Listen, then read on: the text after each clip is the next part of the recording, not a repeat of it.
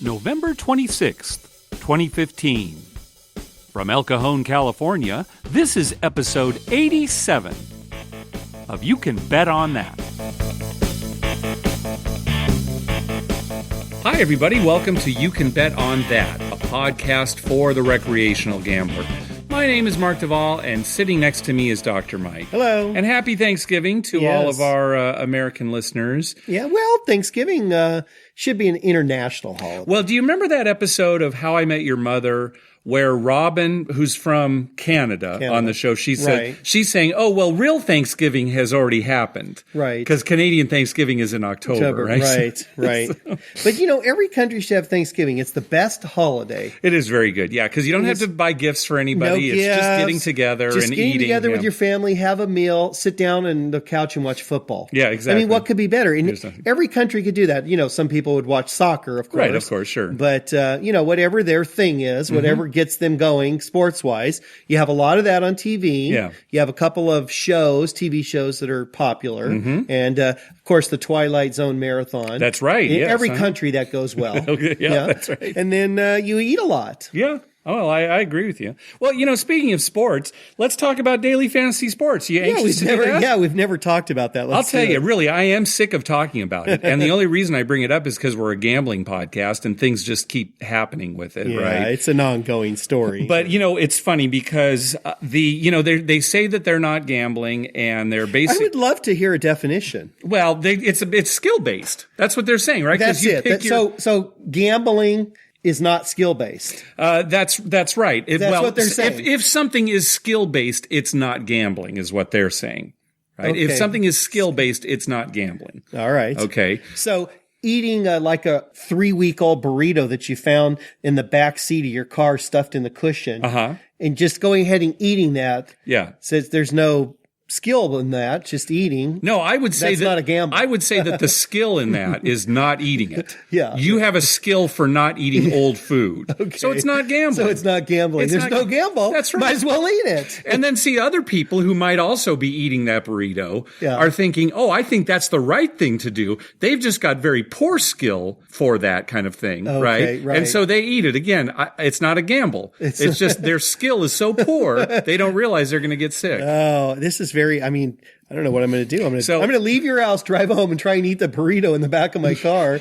And I don't know whether to eat it or not now. Well, just call me when you get home, and I want to see what happens. Daily fantasy sports is now illegal in New York and some other states. And again, we say that somehow it's going to come crashing down. But I get a kick out of this because DraftKings and FanDuel have both applied for gambling licenses in the UK. DraftKings already has their license, and FanDuel has applied for one. But it's not gambling. It's not gambling. You need a gambling license. Yeah, here's what they're saying. They're saying it's not gambling. It's just that games of skill are looked at differently by regulators in different jurisdictions around the world. That's a quote from, I think it was from FanDuel. But yeah, there you go. Okay, so the head of FanDuel and the head of DraftKings must be idiots. Or they're geniuses. Yeah. Because they know it's gambling, right? Yeah, they just can't admit it, right? They want to stay in business. Yeah. Is Bill Clinton the head of one of those? I don't know. That's a good question. It depends on what the definition of is. Yeah. It depends on what is. Yeah. It's funny because we got an email from listener Cody. Now, he and a couple of friends took this real seriously this last NBA season, basketball season, right? Well, this daily fantasy how sports. People would, right? You're thinking this is a way, we're knowledgeable, we can make some money, we have skill. Exactly. And these guys, they took it very seriously, right? I mean, they used spreadsheets and analysis. They did research. They even paid for research because they had day jobs, right? But they wanted to be fully cognizant of what's going on. Yeah. So they paid to get research. And he said that it was the most addictive form of gambling that he's ever been involved with. Because, especially during basketball, I mean, leading up to tip-off, he's, doing the final research, finding out, who's going to get scratched or, stuff like that. Because if you have a player who's suddenly not playing that night. Right, you're screwed. Yeah, that's right, exactly. So he was doing this constantly. And let me read to you from this email here. He says, I represent 3 very bright individuals who spent a year chasing the dream. Thousands upon thousands of dollars wagered. None of us has cashed out any significant prizes. We've all been one player away from cashing for thousands, but never hit it big. There are sharks out there that have much more know-how and inside info than we do, and that's who the regular Joes are up against. What started out as fun, like what they portray on the commercials, ends up being an absolutely futile, time-wasting money pit. I quit playing a couple of weeks ago, and life is so much better. It was an obsession with them to the point where it was like ruining his life. Well, and the thing about it is they were going about it correctly. See, the smart thing to do would be to get 3 or 4 guys so you don't have to do a ton of research yourself. Yeah. You have 3 or 4 guys working together, researching things. You pool your money. You get in big pools of money so that you can win big, supposedly, right? Right. And I mean, that they went about it the right way. The problem is, and reading his email, it seems like even doing, say, a third of the work, it was still a ton of work and there's no cash out. So you're putting a ton of energy into something that's not getting you anywhere. Right. And losing money, as a matter of fact. And the people who are winning are a small percentage of the players. They're ones who are devoting their entire time to that's this, their job. Or they're cheating in some way. Right. And I'm not, I have no proof of that, but that's a possibility. They have a lot of inside information. Inside information, there if you go. You worked in the NBA, maybe you're not a coach or a player, but let's say you work in the NBA in some capacity and you have knowledge of, so-and-so is not feeling all that well today and he may not play as many minutes or, just small information like that. Like if Seth Curry is got a little bug that the public isn't aware of, and he's going to play, but it's going to be like, limited minutes or he's just not up to par.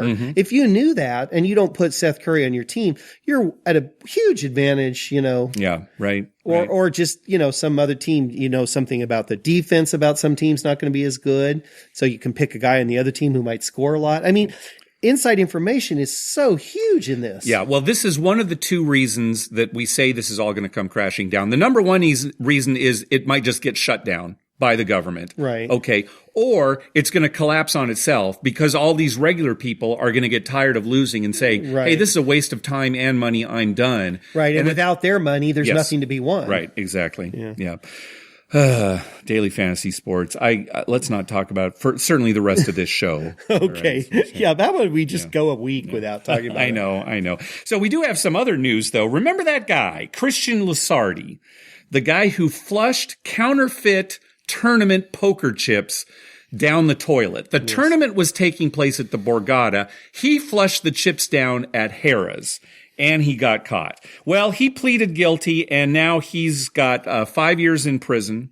Well, I hope that was worth it. Yep, and he's got to pay almost $500,000 to the Borgata for the revenue it lost when it had to cancel the tournament, and just under $10,000 to Harrah's for damaging its plumbing. I'm surprised that it's $10,000. Yeah, you'd think it'd be more because this is. It's a big casino. It's a big casino, right? Yeah. One bit of plumbing affects a lot of the other plumbing. Yeah, a lot of other So, plumbing. Yeah, when we go there again and we stay there, we stay at Harrah's. If we do. I'm going to check out that plumbing because it must be cheap. What do you plan on flushing? Well, you know what I'm going to flush. I guess I do. What about, let me ask you this. What else are you going to flush? The burrito in the back of my car. How about like Keno tickets? Ooh, just, get a big ball of them, right? And get it all, just throw them down there. I'm going to go around to all the casinos and collect those "You've Got a Problem" gambling flyers and try and flush them down the toilet. Okay. When the fun flushes. When the fun flushes. Yeah. Where will you be? That's right. Hey, so now we can officially thank listener Kevin because at the beginning of the NFL season, he bought a ticket for us, a sports wager for us. Yeah. He bet that the Dallas Cowboys would win fewer than 9.5 games on the season. The over-under was 9.5 games. I'm surprised 9.5. I know Dallas is a decent team, but that means they got to win 10 to get to the over. Right. Maybe 10-6. Boy, I would have thought the over-under would have been 9 or 8.5. Well, Kevin did this, again, at the beginning of the season before Romo got hurt. Yeah. And sure enough, at the end of week 10, when they had lost their 7th consecutive game, it was now mathematically impossible for them to win more than 9 games. So now this ticket that he bought for us is a winner, and we want to thank him for that. Yeah, thank you very much. And you know what? I hope, Kevin, I mean, it'd be funny if now Romo's back. They win every game. Yeah, wouldn't that be great if they just ran the table the rest of the season? Yeah. We can't actually, I assume we cannot cash the ticket in until the season ends, because the date on the ticket actually says January 3rd, 2016, right? So it's got to be at the end of the season. Even though it's mathematically impossible. Obviously, that it's easier. Well, they for probably them haven't set their computers yet. Yeah, right. Because a lot of those other bets are still pending, right? But anyway, thank you very much for that, Kevin. That was great. It was great meeting you at VIMF as well. Yes. We got an email from listener Rick, who saw a bet at a craps table that he'd never seen before and wondered if we had seen it. Somebody at the table made a $10 Super Aces bet. Have you ever heard of anything like this? I have never heard of Super Aces. So Rick was watching where on the layout the dealer put this bet when it was made. And essentially what it was a $5 wager on aces and then a $5 on horn high aces. Yeah, so it's like, if you give a $5 horn high aces, you've got $2 on aces, $1 on the 3, $1 on the 12, $1 on the 11. Yeah. So he basically did a horn high aces, and then the extra $5 went all on aces. So he's got $7 on aces. Yeah. So I guess you could do a Super Aces, a Super 12. Yeah, a Super 11, anything like that. Yeah. I had never heard about it, and it didn't sound like it was a separate spot on the table. For it. No. But I wonder if we just said, let's try this next time we go out. Say, give me a $10 Super Aces. Let's see if the dealers, at least up at Harris, Southern California, know what you're talking about. I got a feeling they're going to look at you like, what? I've never heard that. I'd never heard it, yeah. But, maybe it's out there and it's just something. You know what? We'll ask one of the more seasoned dealers. Yes. Like Graham or somebody who, knows the game real well. Yeah. And we'll just say, give me a $10 Super Aces. We'll see what he does. And let us know if any listeners out there have heard of it before. I did a quick, internet search and I couldn't find anything on it. So it may just be something that the guy who bet it bets. That could be too, just at that casino. That's what they started calling it. Oh, there's Carl. Yeah, with his Super Aces. Yeah, that's what he calls Vincent. it. That's Vincent. That's Vincent with his Super Aces. Our friend Vincent, listener Vincent, yeah. Speaking of getting emails and tweets and all sorts of things, I respond to everybody who writes into us. If I have not responded, please let me know, because I did have some trouble with our email count recently, and then there were other cases where it was easily my fault that I just, read an email like on my phone and then I forgot about it or something. Right. So if you're sitting out there and it's like, oh, Mike and Mark, a couple of snobs, it's slipped by, and I'm sure it's my fault. It's either a technology problem or a Mark problem. Yeah. I mean, they're one and the same. A technology problem or a Mark problem. That's right. Hey, thanks to everyone who's been clicking through our Amazon link. Remember, whenever you're going to buy something through Amazon, go to our page first, youcanbetonthat.com, and click through our Amazon link at the top of the page. That way, when you make a purchase, we get a little kickback that helps cover the cost of hosting the show, and it doesn't cost you a thing. You'll pay the same price just like normal. All right, let's jump to the voicemail hotline. Remember, call our hotline at 951-292-4377. That's 951-2-WAGERS. 951-2-WAGERS. And maybe we'll play your clip on the show. First up is Rick. Hey, guys, this is Rick from Jersey calling.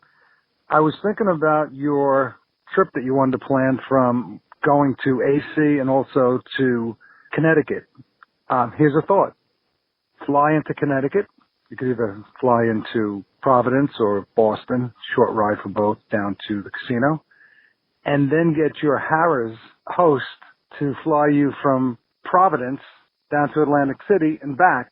And this way you'll be able to do both of them and get your Harrah's to pick up the flight from Providence to AC. Anyway, it's just a thought. Maybe it'll work, maybe it wouldn't work, but I'm sure a lot of listeners would love to have you come out east and play with you a little bit. So sounds good. Thanks a lot, and great podcast. Just listen to it. How about this? How about instead we get Caesars to pay for our flight from here to Atlantic City? Which they would easily do. Yeah, and then we just pick up the flight between AC and going up to Connecticut, whether it's Rhode Island or whatever. Yeah, and then what are you going to get? You're going to fly back from Yeah, Connecticut to here. Well, what I'm saying is, if we're going to have Caesars pay for one leg, it's better to have them pay for the big one to AC than just from Rhode Island to AC and back. But they may want you to go from here to Atlantic City back here.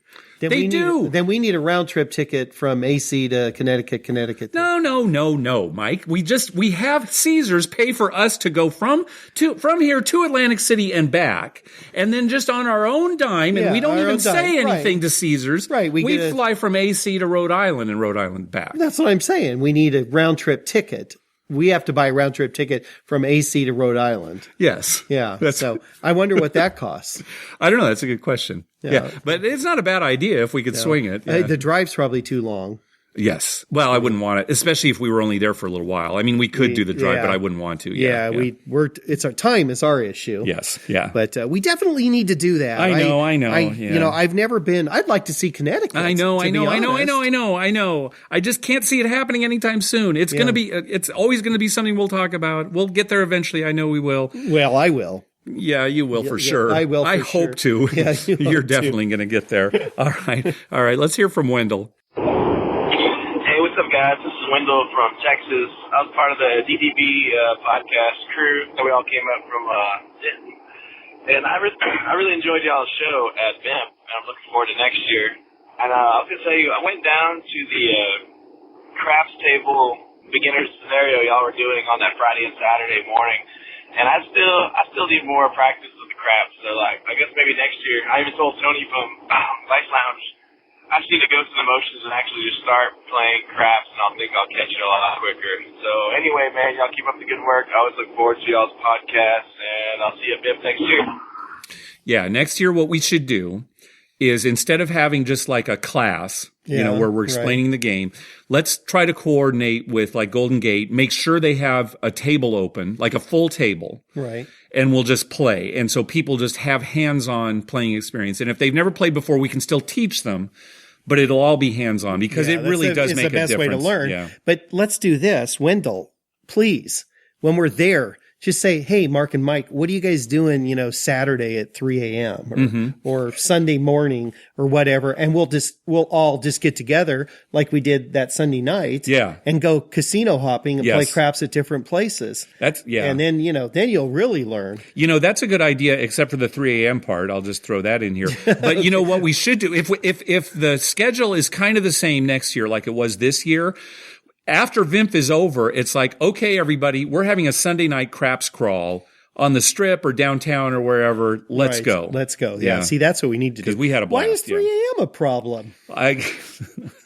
need to even say it. Becky was playing video poker late at night and eating hamburgers, and you couldn't even remember the cab ride. Yeah, I know. I'm not going to. What do you want me to say? You need to drink less and focus on craps. Or drink more and focus more on craps. All right, maybe just drink energy drink. No, I'm not going to. This isn't even funny. You're going to have a Captain Morgan and some energy drink mixed together. Like a Captain Morgan and a Rockstar. Yeah, Captain Morgan and Rockstar. I don't know. Is there a name for that instead of I'm sure there is. I've never done it because I've always been scared. Let's just go to the next call. All right. What's up, fellas? This is Ryan. I just wanted to share a quick story about my first experience playing Baccarat. Hope I said that right. I played the easy version at San Manuel Casino in Highland, California. Went there randomly with a buddy of mine to play. The day before, we just decided, we try Baccarat for the first time. Checked out the odds. I already knew that had a really good percentage, The house edge wasn't very much, but anyway, the tables were packed, and they only had $25 tables, which is a lot more than I typically bet. I'm normally a $5 craps table player. Maybe I'll let it build up to like $50, $75 on the table at the most. So 25 a hand at Baccarat is pretty, on a game that fast, is quite a bit. But bought in just for 200. And I was just like, hey, let me learn the game. Let's see how it goes. And it went real well. A lot of what we did was I would make two decisions, 2 bets in a row, and then I let my buddy make 2 decisions, and we're sitting side by side, putting the bets down. We did that, and about 30 minutes into it, we just played one shoe. He was up 5+, and I was up about 350. We walked out of there, and it all went well. So, I think I'm going to convert from craps over to easy Baccarat for a while, see how that goes, because everything went well. And I don't understand why the game they say it's not a loud game or it has to be like a very quiet game. I don't understand that. There's some suspense to it if you can do the math real quick. Why can't you pump your fist up in the air if you win $100 in the blink of an eye? What's the big deal, Take it easy, guys.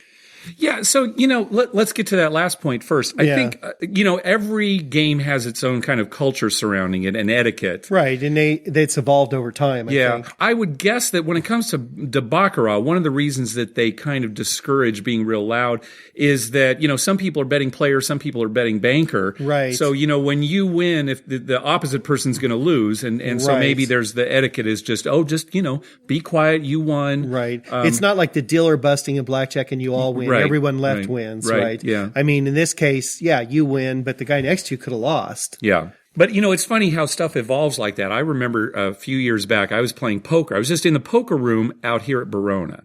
And they've got a bad beat jackpot where any aces full house beaten by 4 of a kind wins. It's actually kind of it pays off fairly often.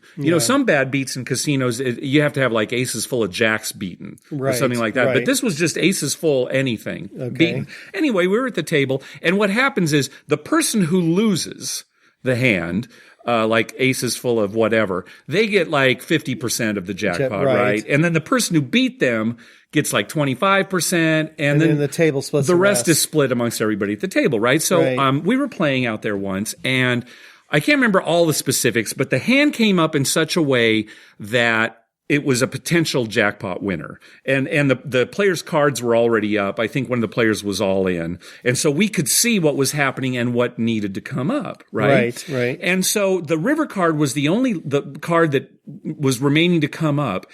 And I said, come on, like real loud, right? Yeah. And oh man, the dealer, the players, they looked at me like I had done the worst thing in the world. Really? Yeah, because it's like, hey, we don't act like that in the poker room. And I was kind of taken aback because I'm thinking, hey, we're all in this together now. It's one of those rare cases where, we all want this. Everybody wants it. Everyone the dealer wants it, right? Everybody wants it. Oh, but no, they shot me the evil eye. Oh my gosh, like, what are you doing? And so I just kind of, curled up. And what happened? Well, we didn't win the jackpot either. Yeah, they blamed you. Oh, it's his fault. That could have been it too. There could have been some to that. But, a lot of that kind of stuff evolves. Obviously, you're the craps table, everybody's cheering. But then again, part of the etiquette is if you're playing the don't, right? The etiquette is to be quiet. And maybe that's part of it with Baccarat too, because even though it's not exactly the same as people betting the pass and betting the don't. Right. There are people betting against each other, for lack of a better betting word. differently, really. Differently they're not betting other, against each other. They're betting differently. They're betting differently, yeah. So, but I don't know. If you've gambled enough, if it's not your first time gambling, if you've gambled enough, you realize some people win, some people lose. Yeah. Be happy when you win and, be respectful. I mean, I wouldn't get in another guy's face and say, you lost, you're a loser. That's right. I'm winner. That's right. Player, you're the player. But, you can cheer. I never get mad when someone cheers. No, but you see, you and I have not played a lot of Baccarat. And I would imagine a table like an easy Baccarat table, the etiquette would be a little freer. A little looser. Right. Yeah, if you were in a high stakes Baccarat area, that's something else. Yeah. But, oh well, anyway. Well, Baccarat, we'll see if that works out for Ryan. We have a follow-up call. You want to hear it? Okay, yeah, here we go. Yeah. What's up, fellas? This is Ryan once again, giving you guys a call because I recently had my second go-around playing easy Baccarat. This time was at Gold Coast, Las Vegas. And my first time was the $25 table was over at San Manuel. This time it was $10. And I ended up sitting down, and I had a lot of expenses planned the next day, non-gambling stuff. So I only, I didn't even want to gamble originally, but you know how that is. You get that itch and you sit down. So I sat down with 100, telling myself, hey, if I'm only betting $10 a hand and I can turn this into 170 or so, I should be happy with that type of return. So I should have stuck to my original plan because, I was able to work my stack up to $210 at the most. I will say this: I don't recommend anyone to play by themselves if they're not too familiar with the game, because there's a lot of mistakes that are made, and there are quite a few on this one. Some of them pretty bad, like the entire table getting paid. She's dealer looked at it completely wrong. It was player, and she's called banker, and right when she punched it in after paying everyone, once she punched it on the computer, then it hit her in the head, which was like, oh. And, well, we all didn't say nothing, just looked at each other. Anyway, as far as the Baccarat, man, what's funny is with craps, how, when people are playing the don't pass, you kind of give them the evil eye. But with this game, even if you're betting opposite each other, there's none of that. I just find that interesting. Anyway, good luck to you guys next time you guys play. Talk to you guys soon. Bye-bye. So did he lose or win on that? It kind of sounded, I mean, he said he got it up to 210, but it kind of sounded like he lost it all, ultimately. Yeah, right. That's what it kind of sounded like. Yeah. And that's what I was going to say. That's my point. You can have good luck one time, and the next time you're guessing all wrong. Because, the thing I don't like about Baccarat, it's not skill-based. It's not? It's not skill-based. Okay. Because what's the skill? You pick bank or player. Yeah. I know there's some guy there sitting next to you that's like 128 years old, and he's got a pencil that's about like 1.5 centimeters, and he's like trying to write on this little pad. And he's keeping track of bank player, like he knows some secret sequence to the cards. Yeah. They shuffle them and then they reshuffle them, and some of them have shuffle machines that are constantly shuffling them. Yeah. So how you're finding a sequence, I have no idea. But, you guess bank player. Yeah. And sometimes you're guessing well. It's like red, black on roulette, right? Yeah. And if you really want to say, hey, what you should do, you should just bet banker every time because it's got a lower house edge. Right. Yeah. I mean, that's what you should do. But it's funny when he's talking, it's kind of a follow-up to talking about etiquette there. There's no evil eye exchange between the two. Yeah, because a lot of people are betting player and are betting banker, whereas at a craps table, very few people are betting the don't. Right. You could go a whole session and not see anybody betting the don't. Many times we've been on a table for hours and there's never been a don't player. Yeah, so. Well, the thing is, too, with Baccarat, for me anyway, I just find it kind of boring. Yeah, me too. And I kind of like to play a game that I'm interested in, yeah, you can sit there and you could have good luck. It's like Pai Gow. I mean, we played tons of Pai Gow. Yeah. But it is ultimately kind of boring. It was slow and boring, yeah. I mean, it's whatever you like to do. The nice thing about Baccarat is it does have a low house edge, right? It's, you bet on the banker, it's a lower house edge than the pass line and craps. Right. And, you can have a good time just, socializing, right? People gamble for all sorts of different reasons. But, if everybody's suddenly betting on the banker and the banker is on a run, right. That can be as exciting as any other kind of gambling. I guess. So, yeah, I know what you mean, but yeah. And another thing about Baccarat, it's not, there's no big side bet. Well, I mean, no, some of them do have. Some of them do. And there's the tie side bet. Yeah, I'm going to have to disagree with you here, Mike, because a lot of Baccarat games do have significant side bets here, where you add up the total of the 4 cards, yours and the bankers, but do they come up that often? I mean, how often do side bets come up anyway, right? They try to make them attractive, by having long odds. So maybe they don't come out that often, but they have side bets. I guess. We really haven't played a lot of Baccarat over the years. Very little. I mean, we played some, but very little. I'd rather play Nines Up. Yeah, Nines Up. Yeah, Nines Up was a funner game than Baccarat. I enjoyed that game. Nines Up, for listeners who don't know, I think we actually talked about it on one episode. Probably. You won't find that in the casino anymore. I don't know anybody who deals it anymore. But that was a more interesting game to me. Yeah, it was a little faster too. Yeah, it was faster. And, and you're not really against. It's not. Well, Nines Up. You don't have to make a decision, bank or player. It was like a cross between Baccarat and Pai Gow poker. Right. It was sort of a hybrid between the two, right? Because you were playing against the dealer. Every player was playing against the dealer, but you were trying to get a total of a 9 or pairs, and you had 2 hands. So kind of like Baccarat. Yeah.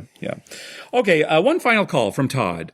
Hi, Mark and Dr. Mike. It's Todd Goddess calling from Minnesota. Just wanted to give you a few gambling notes from the anniversary trip that Amanda and I took to Vegas last weekend. For bad news, my last bastion of low-limit 3-2 blackjack on the strip is gone. The video blackjack machines at the MGM properties are no longer 3-2. They're all 6-5, except at Monte Carlo it was actually even money. I saw some machines that also showed blackjack pays 2-4-1, but yeah, they're not fooling me with that crap.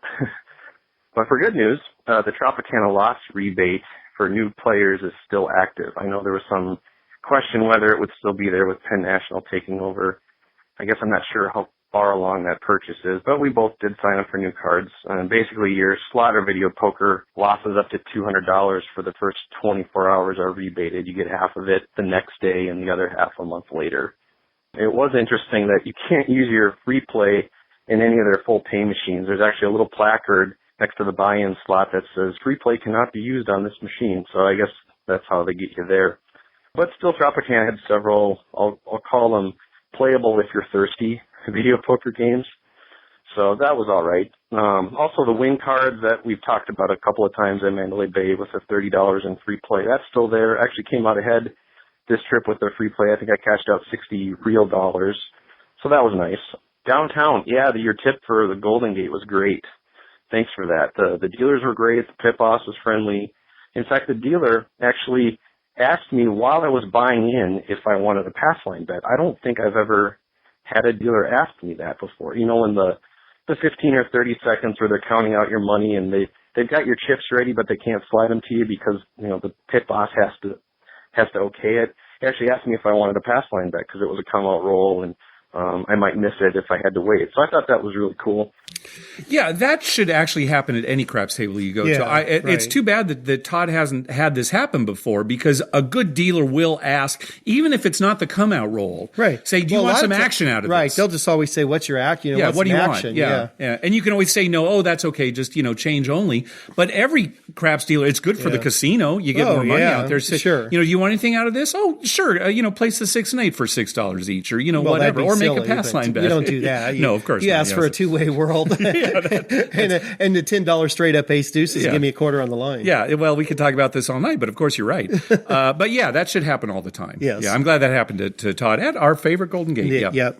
Amanda and I actually had our biggest craps wins of the weekend that session, so that was great. Also, we found a video poker progressive machine at California. It was a nickel machine. Paying $722 for Royal Flush in nickels. I thought that was incredible. It was a 7-5 bonus machine, so it was well into positive EV. I wish I'd played that machine harder. Yeah, I went through the numbers. That's about 104% return on that. So, yeah, that's pretty good. That's very good. Or a nickel machine, very good. It'd be great if it paid nickels. It just came out like the old machines. Yeah. I love that. I don't know. There's just something about getting a bunch of nickels. I don't want to get $722 at nickels. I do. I'd love to carry, you have to, your thing's filling up and you're trying to get it in the buckets and then carry the buckets. All right. Remind me, maybe I'll come up with some kind of nice surprise for you next time we go to Vegas. My birthday. Here's $722 in nickels. But anyway, here's my question.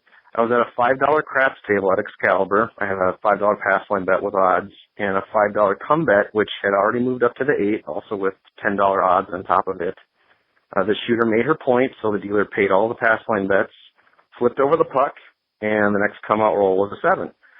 So again, the dealer, she paid all the pass line bets that were winners, and I noticed she didn't do anything with my come bet.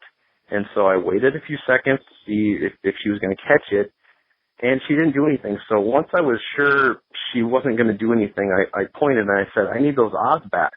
And she looked down, she saw the come bet, and was like, oh gosh, so she handed me the $10 in odds and took the flat bet. I was in the mode of, the dealer's made a mistake, I should correct it. But as I thought about it more, maybe I should have kept my mouth shut since I was essentially pointing out a losing bet that she had missed. So, moral quandary aside, what would you have done?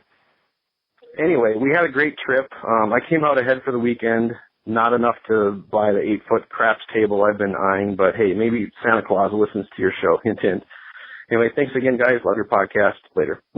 Okay, let's kind of give some background here for people who might not be too familiar with how come bets work. But basically, you have come bets go up in these numbers, right? And then the shooter makes his or her point, and now it's the come out roll again. Well, those come bets are active. Right, so they can still win or lose. The flat bet is active. That's right. Not flat the bet, odds. Right, the flat bet is active, and then the odds are automatically off, just like place bets are off. Yeah.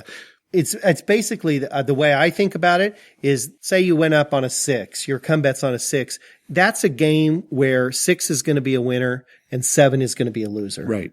So once on the come out roll that 7 hits, that game lost. Because that game is still going on. That game's still going on, right. That part of the game is different than the part of the game where you made your pass line bet. Yeah, but meanwhile, everybody on the pass line wants a 7 on that come out roll. Sure. Right. Yeah, and you may too, because you probably have a pass line bet. So that's why the rules in all craps games that I've ever been in is that the odds are off on your come bets on the come out roll. Unless you specifically ask for them to be working. Right, and then you can. And then you can.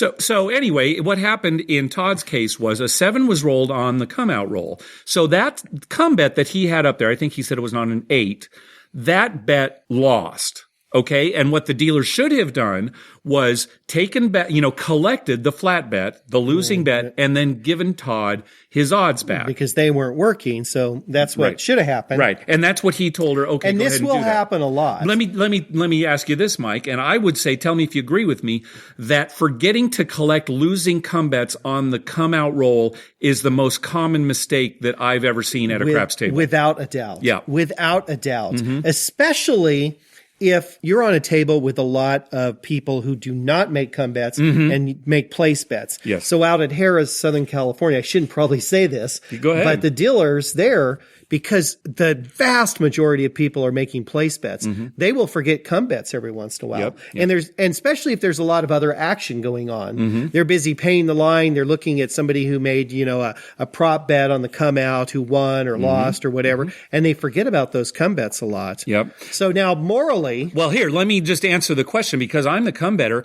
I never point it out. Yeah. So judge me however you like. Yeah. We've talked about this before. If I'm, given too much change at the grocery store, I'll point that out. I look at that differently from gambling at a casino. Right. But if they forget to collect my come bets, I don't say anything. Right. In the long run, that's good for me. Now, anything can happen in the short one. There have been plenty of times where the bet stayed up there, and then the guy established a new point and immediately 7'd out. Yeah, and if I would have been better off. I would have been better off if they'd given me my odds back, right? So it can hurt you in the short run. Right. But in the long run, it's... Yeah, those are going to hit every once in a while. They're going to hit, and you're going to win a bet that you wouldn't have had up there otherwise. Yeah, I'm like you. I hate to say this, but I think of it differently than I do. Like, I would never, I've driven back to a store when I realized I got too much change to give them money, right? I'm not going to run back to the casino later and say, hey, I think you forgot one of my come bets. Yeah, well, we've talked about this a lot. The fact that, it's kind of like us against them. It's like if you do point something out, does that hurt the dealer? Suddenly he's been caught in a mistake or, whatever. For whatever reason, this has happened to me a lot, and I never call attention to it. I think the best thing is do what you feel comfortable with. Seriously, that's true. If it bothers you so much that, maybe that's going to stay up there and you might win something you didn't deserve, point it out by all means. And there's nothing wrong with that either. I would be sure, even though I do it my way, which is, ethically questionable. Right. But if you're okay with that, then that's fine. I mean, you're going to go to hell, Mark, but I understand. I've expected that a long time ago. That's why I do it. I knew I'm going to hell anyway. We actually had a discussion last week as we were driving to the casino about, what's going to happen when the rapture comes to craps players. And Mark said they're all going to hell. No, I said none of them. The rapture's going to come and everybody at the craps table is still going to be there. Yeah. The game's still going. We're still here. Going on. Nobody wants to leave. They're in the middle of a hot roll. I'm not leaving. They're not ascending, my friends.